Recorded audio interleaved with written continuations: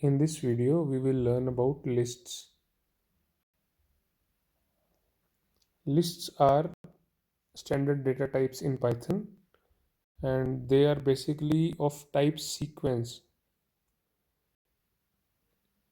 When we talk about sequence, we should remember that strings are also of sequence type. So, list is another data type which is of type sequence. And the important thing or the special thing about this list is that it can store multiple values. Uh, till now, we have seen that a variable can store a single value only. For example, if I write a equals to 10, or let's say b equal to 2.75. So, in this, only one single value is being stored by a variable.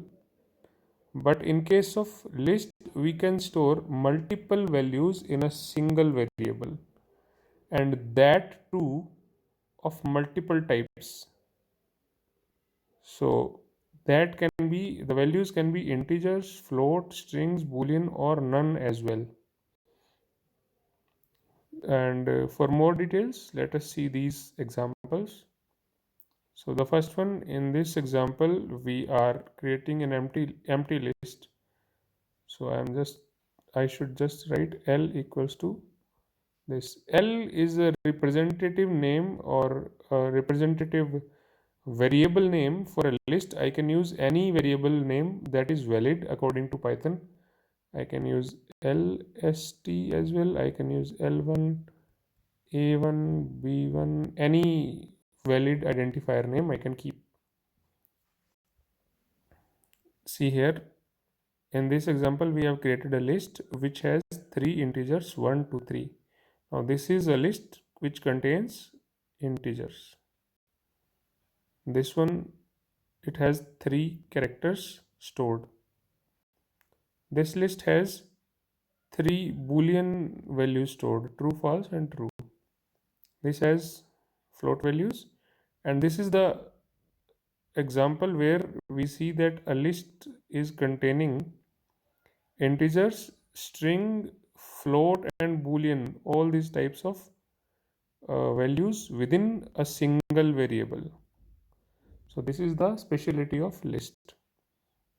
Another important thing about list is that list is of mutable type, which means we can change the contents or change the values of a list. How do we create a list? We keep a variable name equal to list, and in the bracket we pass on the sequence. For example, this is a string variable which is of sequence type, and we create a list L using the same syntax as given in the green color. And when we print L, we see that the list Python has been converted into a list, and all the characters of this string are now different elements of the list. See, it is not a single string, but all the characters have been separated, and these are independent elements within the list. And if we talk about indexes, so it is index 0, 1, 2, 3, 4, and 5. We can also create a list from keyboard input. So for this, we have to use the input function. And as we know that whatever we enter, the input function will convert it into string. So these numbers 1, 2, 3, 4, 5, 6, these all are converted into string and then given to the list function. This list function will convert these numbers into a list and pass to the variable L. So when we print L, it prints the list like this, and these all are different elements in the list. I hope this is clear, because this one is a bit tricky, that how all the elements of a string are converted into a list, and then all these characters are given independently to the list, not as a whole string but independently. Difference between list and string is the basic difference is that strings are not mutable, strings are immutable while lists are mutable, which means that we can edit or we can change the value of a list, but once created we cannot change the value of a string. Check this example here. We have a list which contains 5 integers 1 2 3 4 5.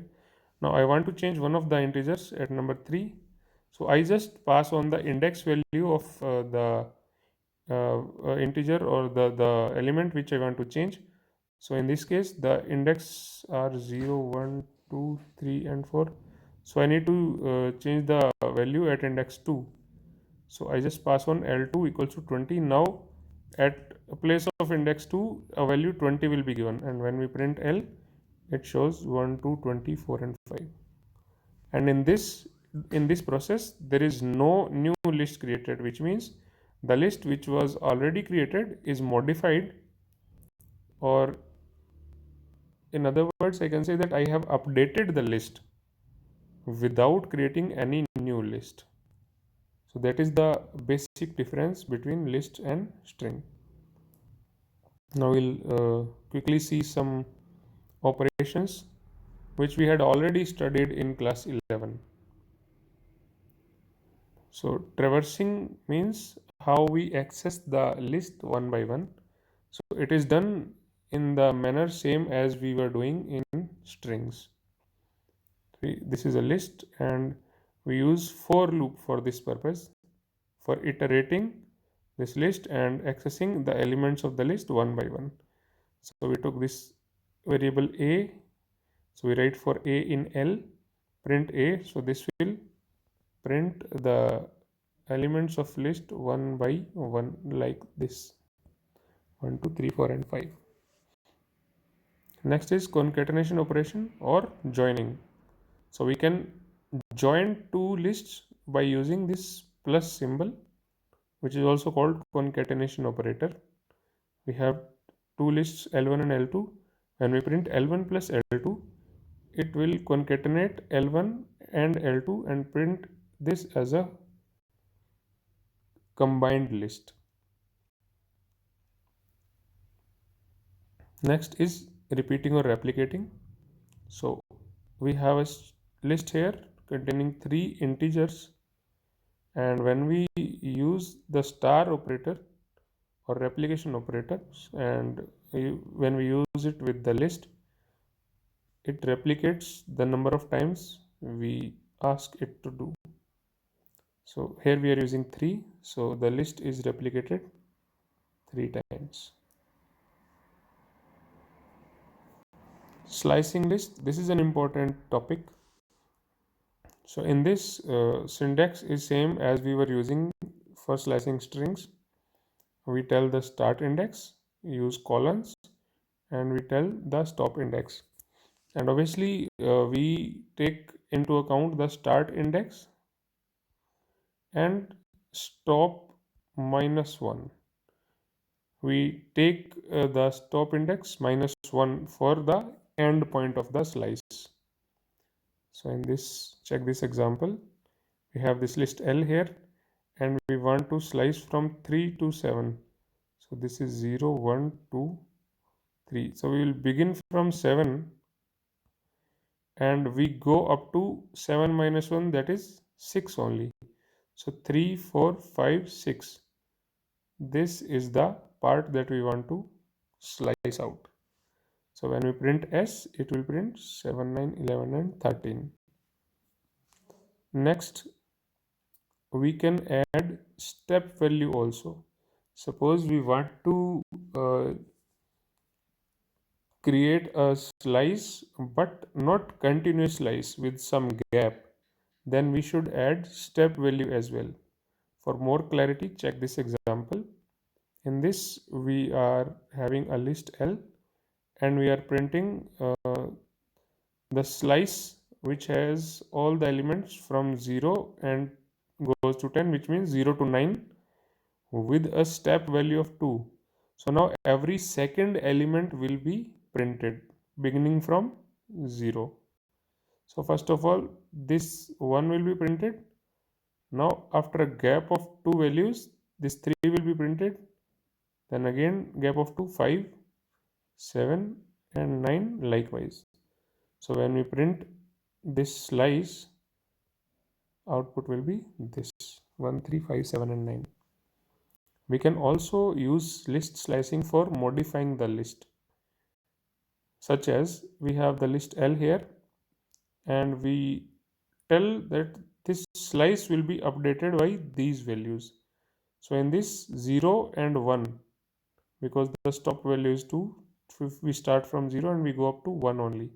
So 0 and 1 are modified with true and false.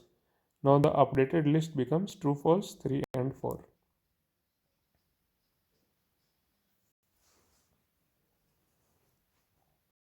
Next topic is list manipulation.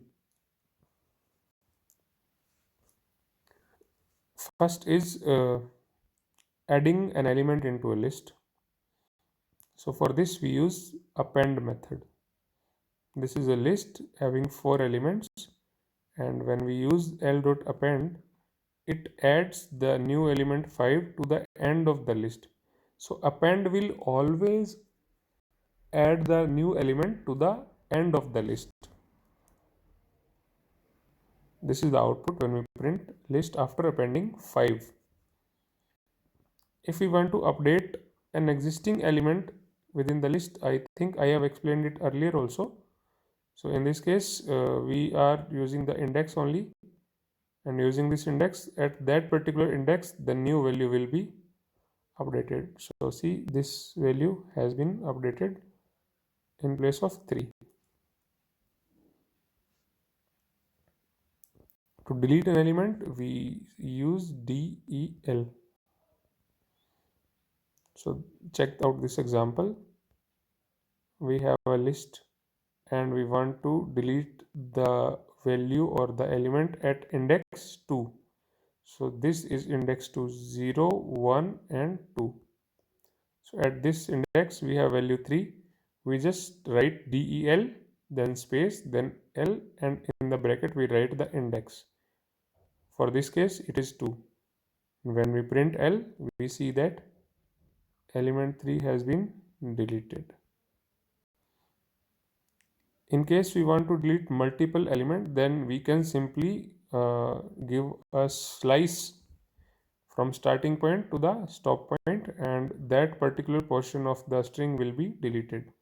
So in this case we have this list L having almost around 10 elements, and we delete a portion or a slice which begins from 2. So this is the index 2 and goes up to 8 minus 1, that is 7.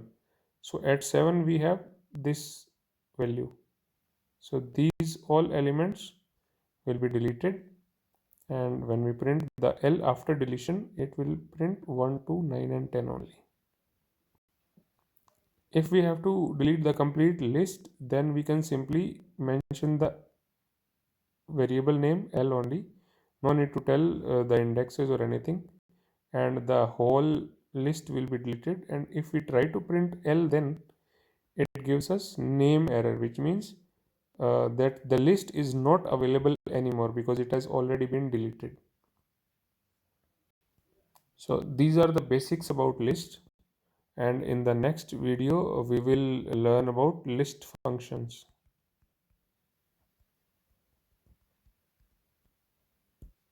So I hope you understood whatever I discussed here about lists.